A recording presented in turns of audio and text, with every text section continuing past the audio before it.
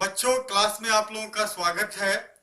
आज हम लोग पढ़ेंगे फिजिक्स का सेकंड चैप्टर, मानव नेत्र तथा रंग बिरंगा संसार। मानव नेत्र तथा रंग बिरंगा संसार, ये बहुत महत्वपूर्ण चैप्टर है। इसमें से ढेर सारे क्वेश्चन बोर्ड एग्जाम में आता है, तो इसको सारे विद्यार्थी बहुत बढ़िया से, बहुत अच्छी तरह से समझेंगे और आप लोग पढ़ेंगे। और सभी से मेरा रिक्वेस्ट है, कृपया इस चैप्टर को बहुत ध्यान से आप लोग सुनेंगे और देखेंगे और पढ़ेंगे और समझेंगे। जहां कोई भी डाउट होगा आप लोग हमसे पूछ सकते हैं, बता सकते हैं। सभी डाउट को मैं क्लियर करूंगा। तो इस पाठ का नाम है मानव नेत्र तथा रंग बिरंगा संसार।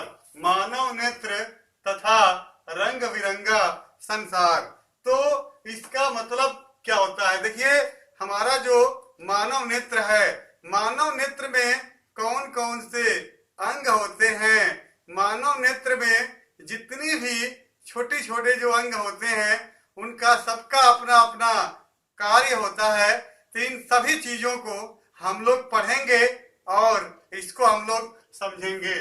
सबसे पहले आपको मैं बताना चाहूंगा कि मानव नेत्र क्या होता है। देखिए, ये जो आप देख रहे हैं मानव नेत्र, ये खास तौर से ये प्रकृति की एक बहुत मूल्यवान वस्तु होती है, ये मानव नेत्र।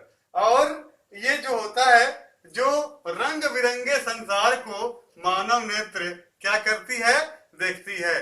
तो हमारे शरीर के सबसे महत्वपूर्ण अंगों में इस मानव नेत्र की गिनती होती है।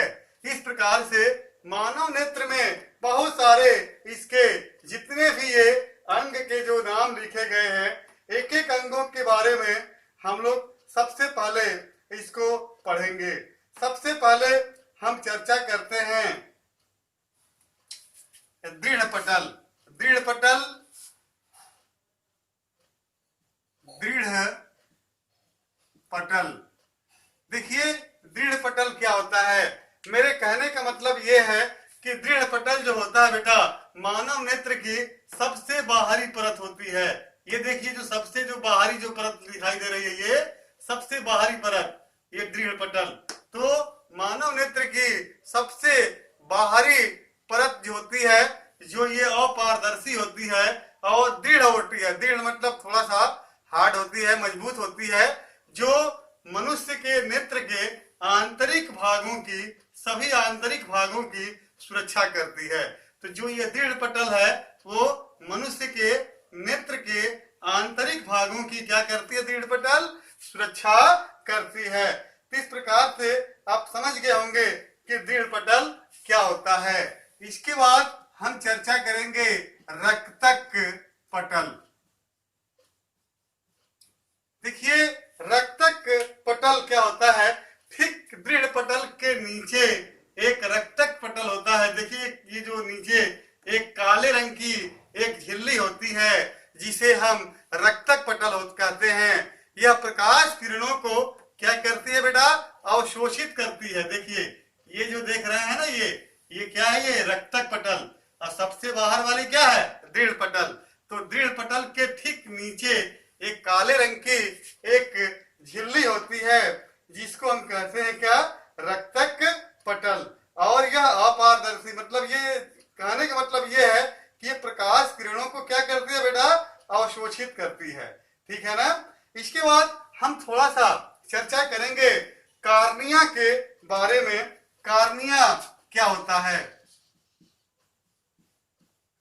कार्निया, देखिए, आपको मैं एक चीज बताना चाहूंगा कि ये जो कार्निया है, ये कार्निया क्या होता है, मैं इसके बारे में, देखिए, नेत्र के सामने का जो ये नेत्र है, इसके सामने का कुछ भाग क्या होता है?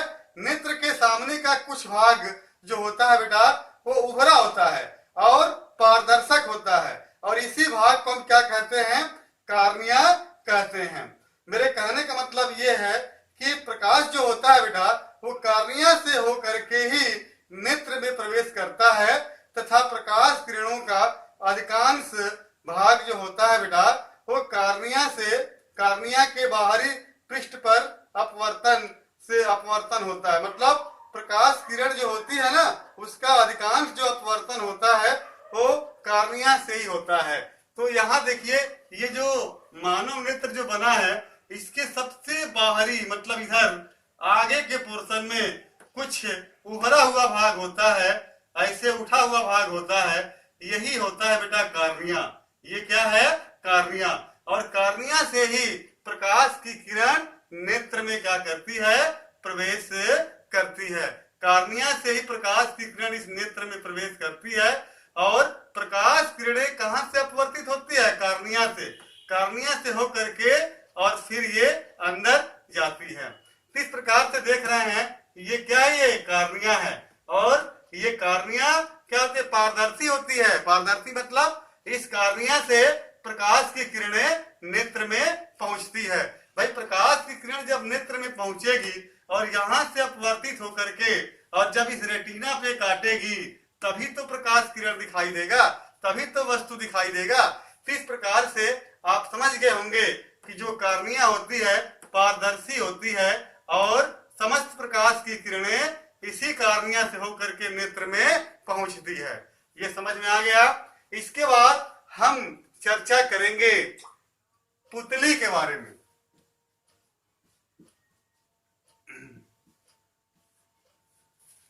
ध्यान दीजिए, पुतली क्या होती है इसके बारे में थोड़ा सा हम चर्चा करेंगे। देखिए पुतली का मतलब होता है, इसे हम इंग्लिश में क्या कहते हैं बेटा? प्यूपिल भी कहते हैं।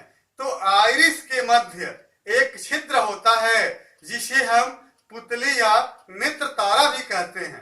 तो पुतली नेत्र में प्रवेश करने वाले प्रकाश की मात्रा को नियंत्रित करती है तथा पुतली के आकार को आइरिस या परितालिका भी कहते हैं। तो मतलब कहने का मतलब ये है, यहाँ पर ध्यान दें, पुतली आप देख रहे हैं, पुतली जो होता है बेटा ये आपको बता दें कि ये परितालिका है। ये क्या है? परितालिका है। और परितालिका के बीच में एक यहाँ पे देखेंगे, यहाँ पे एक होल होता है, इसे हम क्या कहते हैं? पुतली कहते हैं। यहाँ देखिए, यहाँ पे ये और ये, इसको क्या कहते हैं? आइरिस। आइरिस मतलब परितालिका। परितालिका कहिए, अच्छा आइरिस कहिए। अब परितालिका के बीच में देखिए यहाँ पे खाली है, तो इसी खाली भाग को हम क्या कहेंगे? पुतली कहेंगे। तो आप बिल्कुल ध्यान से समझ लीजिए कि जैसे ये कोई मानव नेत्र है और मानव नेत्र के बीच में आप देखे होंगे कि एक काले रंग की एक परितालिका होती है और बीच में यहाँ पे क्या होती है? पुतली होती है। तो ये क्या है बेटा? यही है पुतली। क्या ये है पुतली। ध्यान से देखिए, ये पुतली है। अब पुतली के बाहर आप देखे होंगे ऐसे ये बना होता है आंख में, जो आंख का जो कलर होता है वो खास तौर से क्या होता है? इसी पे डिपेंड करता है। तो मेरे कहने का मतलब ये है कि ये जो अंदर जो ये देख रहे हैं इसको हम क्या कहेंगे? पुतली कहेंगे। और ये क्या है? पुतली है। और ये जो पार्ट बना है इसको क्या कहते हैं? परितालिका कहते हैं। परितालिका। तो ध्यान दीजिए कि ये जो पुतली है, ये पुतली क्या करती है? प्रकाश किरणों को अवशोषित करती है, मतलब प्रकाश किरणों को अपने अंदर लेती है। तो कहने का मतलब ये है कि परितालिका जो होती है इस पुतली को नियंत्रित करती है। कैसे नियंत्रित करती है? कि जब आप उजाले में जाते हैं, जब आप अंधेरे से उजाले में जाते हैं, तो उजाले में क्या होता है कि बहुत ज्यादा प्रकाश सामने आता है। जब ज्यादा प्रकाश आएगा तो आंखों को ज्यादा प्रकाश नहीं चाहिए। ये जो पुतली है, पुतली की विशेषता है कि इसको किसी भी वस्तु को देखने के लिए या किसी भी वस्तु का प्रतिबिंब रेटिना पे बनाने के लिए इसको एक निश्चित मात्रा में प्रकाश की आवश्यकता होती है बेटा। और ये बता दें कि ऐसा नहीं है कि जब ज्यादा उजाले में जब जाएंगे तो ज्यादा प्रकाश ले लेगी और अंधेरे में आएंगे तो कम प्रकाश लेगी। ऐसा नहीं होता है। इस पुतली की विशेषता है कि जब हम उजाले में जाते हैं तो ये क्या होती है, छोटी हो जाती है। जैसे मैंने कहा कि जब ये उजाले में जाएगी तो ये छोटी हो जाएगी और ये क्या होगी, बड़ी हो जाएगी। तो ये उजाले में छोटी हो जाएगी ये, और जब अंधेरे में जाते हैं तो अंधेरे में क्या होता है, ये जो पुतली है ये अंधेरे में क्या होगी, बड़ी हो जाएगी और बड़ी हो जाएगी। ये देख रहे हैं, ये तो अंधेरे में क्या होगी, बड़ी हो जाएगी। क्यों? क्योंकि हम जानते हैं कि जब हम अंधेरे में जाते हैं तो अंधेरे में कम प्रकाश रहता है, आंखों को ज्यादा प्रकाश चाहिए, तो इसलिए ये बड़ी हो जाती है। जब बड़ी होगी तो ज्यादा प्रकाश इसके अंदर प्रवेश करेगा। और उजाले में जाते हैं तो अचानक बहुत ज्यादा प्रकाश आ जाता है सामने, और बहुत ज्यादा प्रकाश आता है तो उतना प्रकाश की आवश्यकता नहीं होती है, कम प्रकाश की आवश्यकता होती है। अतः ये पुतली क्या होगी, छोटी हो जाएगी। क्या हो जाएगी, ये छोटी हो जाएगी ये पुतली। ये देखिए पुतली छोटी हो गई। तो इस प्रकार से आप समझ गए होंगे कि जो पुतली का जो खास तौर से जो काम है वो छोटा और बड़ा क्यों होता है, क्योंकि ये प्रकाश किरणों को एक निश्चित मात्रा में क्या करती है, ये प्रवेश कराती है, मतलब प्रवेश कराती है, ठीक है। और ये छोटी और बड़ी ये क्यों होती है, किसके कारण होती है, परितारिका के कारण। ये जो परितारिका है, परितारिका के कारण ही इस पुतली का जो आकार है वो निश्चित होता है। तो ये क्या है, सब ये बाहर जो देखे हैं ये सब परितारिका होता है। आप देखे होंगे आंखों में, आंख में मनुष्य के नेत्र में सबसे अंदर देखे होंगे काले रंग की, ये काले रंग की एक बीच में होता है, और उसके अंदर भी एक छोटा सा एक दिखाई देता है काले रंग का, इसी को पुतली कहते हैं। और इसके भाग को, ये जो भाग है इसको हम क्या कहेंगे, परितारिका कहेंगे। तो आंखों का रंग आप देखे होंगे, किसी किसी व्यक्ति की आंख क्या होती है, भूरी होती है, और किसी किसी की ब्लैक होती है। तो ये जो है आंख जो है, इसका जो कलर जिसका कलर भूरा होगा उसकी आंखें भूरी कलर की होगी, और जिसका ब्लैक होगा ये परितारिका जिसका ब्लैक होगा वो ब्लैक आई होगी। तो इस प्रकार से आप समझ गए होंगे कि पुतली और परितारिका में क्या अंतर होता है। तो कहने का मतलब ये है, ठीक आप देखिए यहाँ पे ये पुतली है और ये जो दिखाई दे रहा है ये क्या है, परितारिका है। और ठीक पुतली के पीछे ये क्या होता है बेटा, अभिनेत्र लेंस होता है। क्या होता है, अभिनेत्र लेंस। देखिए लिखे हैं, यही है अभिनेत्र लेंस। तो अब हम थोड़ा चर्चा करेंगे अभिनेत्र लेंस के बारे में।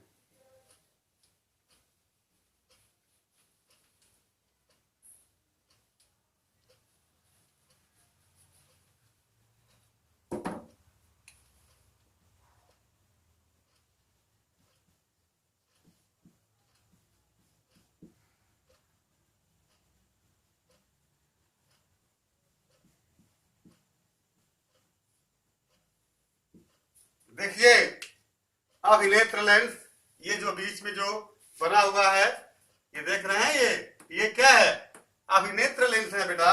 और खास तौर से ये जो अभिनेत्र लेंस जो होता है ये आइरिस के ठीक पीछे होता है, और ये प्रोटीन का बना पारदर्शक तथा मुलायम पदार्थ होता है बेटा।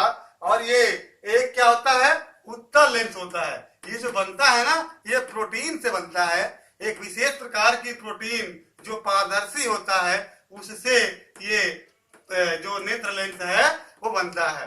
और ये क्या होता है, ये जो अभिनेत्र लेंस है वो खास तौर से पारदर्शक होता है, मुलायम होता है। और इस मतलब मेरे कहने का मतलब ये है कि ये अभिसारी प्रकृति का होता है।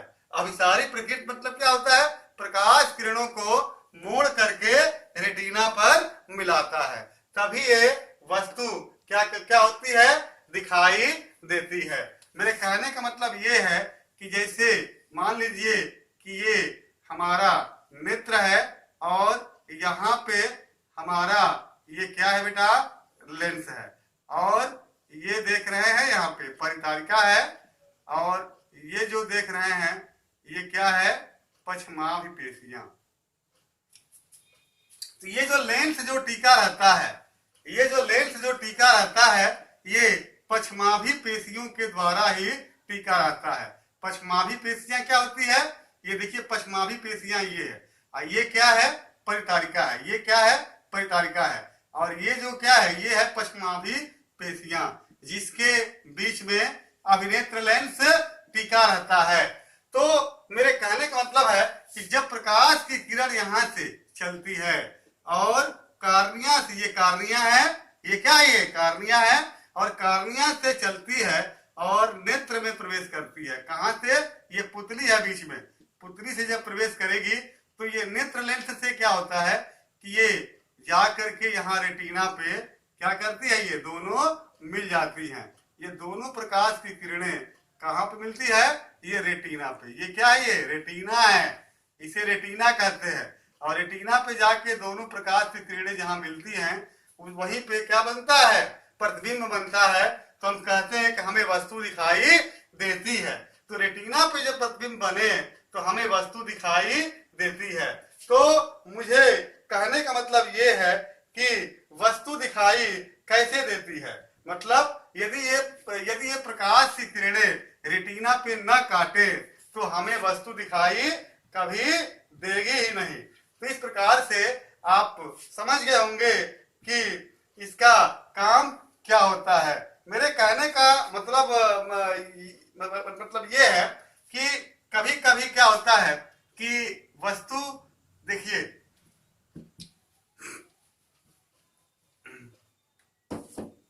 जैसे ये नेत्र है, ये कार्निया है, और ये क्या है? अभिनेत्र लेंस है, और ये पश्चमाभि पेशियां है। तो प्रकाश की किरण जब चलती है और जब वो रेटिना पे जा करके काटती है, कहाँ काटेगी? रेटिना पे। ये दोनों किरणें रेटिना पे जाके मिलेंगी यहाँ पे, तो हमें वस्तु दिखाई देती है। कभी कभी क्या होता है कि ये रेटिना पे ना काट करके यहाँ से पहले ही काट देती है पीछे, तो वस्तु दिखाई नहीं देगी। या कभी कभी रेटिना के पीछे काटेगी यहाँ पे, तो उस कंडीशन में भी हमें वस्तु दिखाई नहीं देगी। तो ये जो मानव नेत्र है वो खास तौर से आप देखे होंगे कि जो हमारा मानव नेत्र होता है बेटा, वो क्या होता है? दूर की वस्तु को भी देख लेता है और नजदीक की वस्तु को भी देख लेता है। ऐसा क्यों होता है? ऐसा इसलिए होता है कि जो ये नेत्र लेंस है, यह नेत्र लेंस यदि वस्तु नजदीक में रखी है तो अपनी फोकस दूरी को बदल करके कम कर लेती है और उसका प्रतिबिंब रेटिना पर बन जाता है। जैसे देखिए ये हमारा एक नेत्र है और ये क्या है? ये रेटिना है। ये क्या है? रेटिना है। और यहाँ पे देखिए ये कार्निया है और ये हमारा नेत्र लेंस है। ये हमारा क्या है? नेत्र लेंस है। तो कहने का मतलब ये है कि जब आपको पता है कि रेटिना से, जैसे आप पढ़े हैं, रेटिना से और इस लेंस के बीच की दूरी, जो ये दूरी होती है उसे हम क्या कहेंगे? फोकस दूरी। यहां से यहां तक की दूरी जो होगी उसे क्या कहेंगे? फोकस दूरी। नेत्र लेंस की फोकस दूरी कहलाएगी। तो जैसे मान लीजिए आप देखे हैं कि वस्तु यहाँ पे रखी है, तो जब यहां से प्रकाश की किरण जब चलेगी तो ये कहाँ पे काटेगी बेटा? रेटिना पे। ये जा करके रेटिना पे मिलती है तो हमें वस्तु दिखाई देती है। यदि मान लीजिए इस वस्तु को हम नजदीक में भी रख दें, यहाँ भी रख दें, तो यहाँ से भी छोटी वस्तु मान यहाँ रख दें तो यहाँ से भी प्रकाश की किरणें चल करके और फिर वो भी क्या करेगी? रेटिना पे ही काटेगी।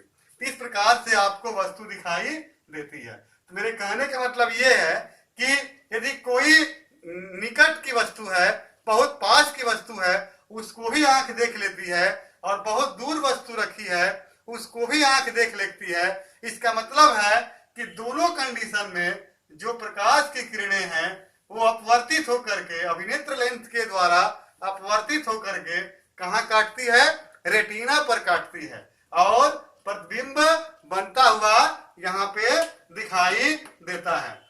तो इसको आप समझ गए होंगे कि मानव नेत्र के द्वारा प्रतिबिंब जो होता है वो कैसे बनता है।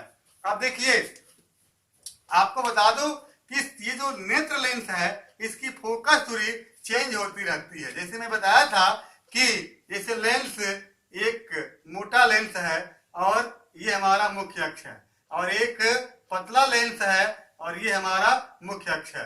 तो प्रकाश की किरण जब आपतित होती है मुख्य अक्ष के समांतर, तो ये क्या करती है, यहाँ से काट करके परावर्तित होती है, अपवर्तित होती है। तो ये यहाँ से यहाँ तक की जो दूरी होती है ये क्या होती है, फोकस दूरी। ये प्रकाशीय केंद्र है और ये फोकस है। प्रकाशीय केंद्र से फोकस के बीच की दूरी को हम क्या कहते हैं, फोकस दूरी कहते हैं। अब ये लेंस पतला है, ये समांतर किरणें हैं, तो यहाँ पे देखिए, तो ये जो प्रकाश किरणें हैं वो यहाँ पे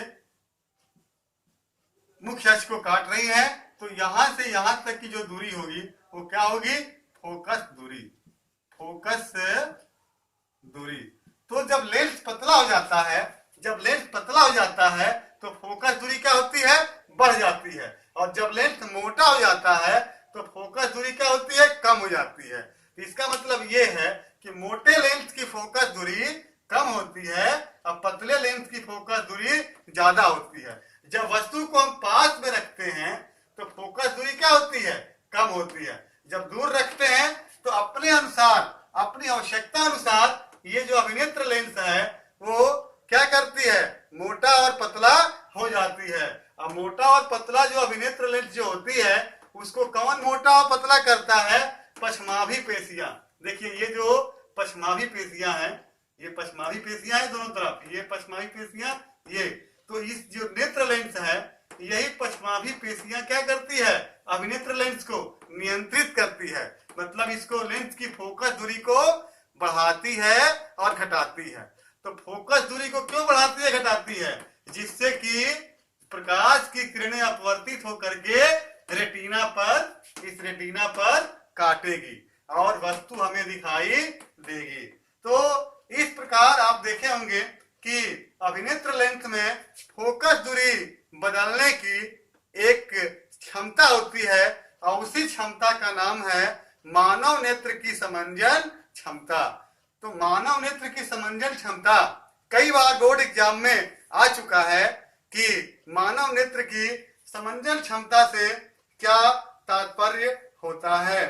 तो आपको इसमें लिखना पड़ता है बेटा, आपको इसमें पूरा बकायदे लिखना पड़ता है कि जो मानव नेत्र होता है, मानव नेत्र की वह क्षमता जिसके कारण वह आवश्यकता अनुसार अपनी फोकस दूरी को बदल देती है, उस क्षमता को हम कहते हैं मानव नेत्र की समंजन क्षमता। तो इस प्रकार से आप समझ गए होंगे कि मेरे आंखों से नजदीक की वस्तु भी दिखाई देती है, दूर की वस्तु भी दिखाई देती है, और ये क्यों दिखाई देती है, ये फोकस दूरी बदलती रहती है। मतलब फोकस दूरी एक समान रहेगी तो फिर हमें वस्तु दिखाई नहीं देगी। आवश्यकता अनुसार जो अभिनेत्र लेंस है, ये जो अभिनेत्र लेंस है आवश्यकता अनुसार अपनी फोकस दूरी को चेंज कर लेती है और इसी को हम कहते हैं अभिनेत्र लेंस की समंजन क्षमता।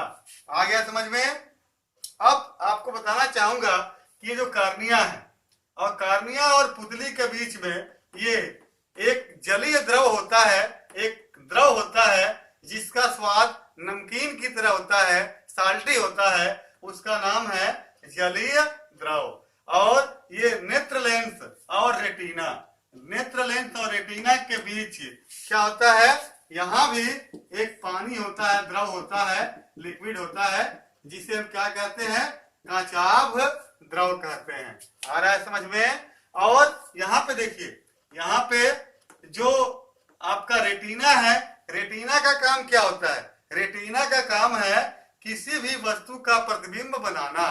रेटिना पे ही वस्तु का प्रतिबिंब बनता है। जैसे रेटिना है तो रेटिना पे क्या होता है, वस्तु का प्रतिबिंब यहीं पे बनता है।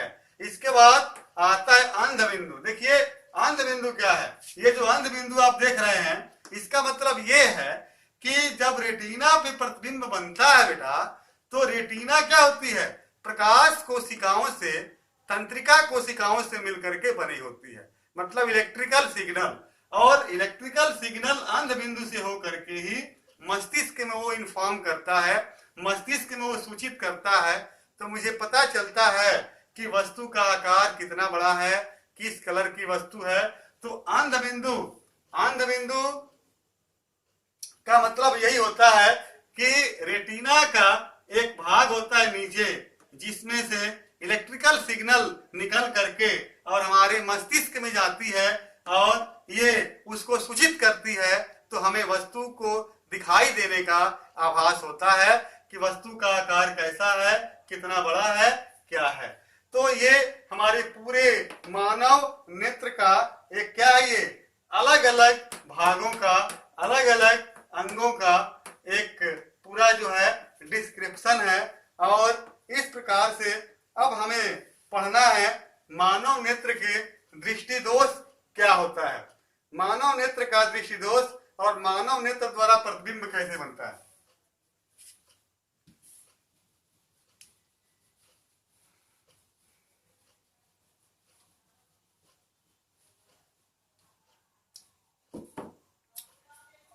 देखिए, मानव नेत्र के द्वारा जो प्रतिबिंब होता है वो आपको बता दें कि कैसे बनता है। मेरे कहने का मतलब ये है कि ये मान लेते हैं कि ये मानव नेत्र है और ये क्या है, रेटिना है, और ये क्या है, कार्निया है, और यहाँ पे क्या है बेटा, ये जो देख रहे हैं अभिनेत्र लेंस है। तो यहां से जब मान लेते हैं कि ये कोई वस्तु है, तो यहां से प्रकाश की किरण जब चलेगी तो यहां से अपवर्तित होगी, इधर आएगी, फिर यहां से एक और प्रकाशीय केंद्र से होकर जाएगी तो सीधी निकल जाएगी। फिर यदि यहां से जाती है तो ये भी क्या होगी, यहाँ पे जाकर के काटेगी। यदि यहां से प्रकाश की किरण चलती है, यहाँ पे जाएगी, अपवर्तित होकर के, फिर ये अपवर्तित होकर के, फिर ये यहाँ पे काटेगी। फिर यहाँ से कोई प्रकाश की किरण जाती है यहाँ से और प्रकाशीय केंद्र से होकर के सीधे निकल जाएगी, ये ऐसे जाएगी। फिर एक प्रकाशीय किरण फिर यहाँ से चलेगी, ये भी यहाँ पे काटेगी। तो आपने देखा कि ये जो प्रकाशीय यहाँ पे क्या बनेगा, ये उल्टा प्रतिबिंब बनेगा। यहाँ से यहाँ तक ये क्या हो गया, प्रतिबिंब। मतलब जो प्रकाश की किरणें रेटिना पे जाकर के काटेंगी वही क्या बनेगा, प्रतिबिंब कहलाएगा। अब हम देखिए, आपको बता दें, थोड़ा सा हम दृष्टि दोष के बारे में चर्चा करेंगे। दृष्टि दोष क्या होता है। देखिए, दृष्टि दोष में मैं बताया था कि दृष्टि दोष 3 प्रकार के होता है। एक होता है निकट दृष्टि दोष, जिसको हम क्या कहते हैं, मायोपिया कहते हैं। दूसरा होता है दूर दृष्टि दोष, जिसे हम क्या कहते हैं, हाइपरमेट्रोपिया कहते हैं। और एक होता है जरा दूर दृष्टि दोष। मतलब मनुष्य के आंखों में 3 प्रकार की दोष होता है, निकट दृष्टि दोष, दूर दृष्टि दोष और जरा दूर दृष्टि दोष। तीनों में क्या अंतर है, इस बात को थोड़ा सा 1 मिनट और समझ लीजिए। कि देखिए, आपको बता दें कि ये हमारा मानव नेत्र है और ये हमारा कार्निया है, ये हमारा कार्निया है और ये हमारा नेत्र लेंस है। अब प्रकाश की किरण जब चलती है किसी भी वस्तु से, और यदि प्रकाश की किरण रेटिना पे न मिल करके रेटिना के पहले ही काट लेती है, तो इसका मतलब इसका प्रतिबिंब रेटिना पे नहीं बनेगा। इसका मतलब आंख में दृष्टि दोष होगा। अब ये कौन सा दृष्टि दोष होगा, निकट दृष्टि दोष। इसका पूरा विस्तार में हम चर्चा करेंगे बाद में। और यदि यही प्रकाश की किरण कहीं रेटिना के पीछे काटेंगी यहाँ पे, तो ये भी क्या है, एक प्रकार का दृष्टि दोष होता है। तो कहने का मतलब ये है कि यदि प्रकाश की किरण रेटिना से पहले ही मिल जाए या रेटिना के पीछे मिले तो उस कंडीशन में वस्तु का प्रतिबिंब रेटिना पे नहीं बनता है और आंखों में वो दोष कहलाता है। तो आज इतना ही रहेगा, इसको खूब बढ़िया से आप लोग समझ लेंगे और पढ़ लेंगे और फिर अगले दिन हम इसमें दृष्टि दोष के बारे में बताएंगे। ये निकट दृष्टि दोष क्या है, दूर दृष्टि दोष क्या है, जरा दूर दृष्टि दोष क्या है, इसके कारण क्या होते हैं, इसके निवारण क्या होते हैं, ये सारी चीजें मैं फिर अगले दिन आप लोगों को पढ़ाऊंगा। जितना मैं पढ़ाया हूं, कहीं इस पे डाउट होता है आप तुरंत हमसे पूछेंगे। और बच्चों, आप लोगों का बहुत बहुत धन्यवाद आज की क्लास लेने के लिए। आज अब मैं अपनी बात को बंद कर रहा हूं।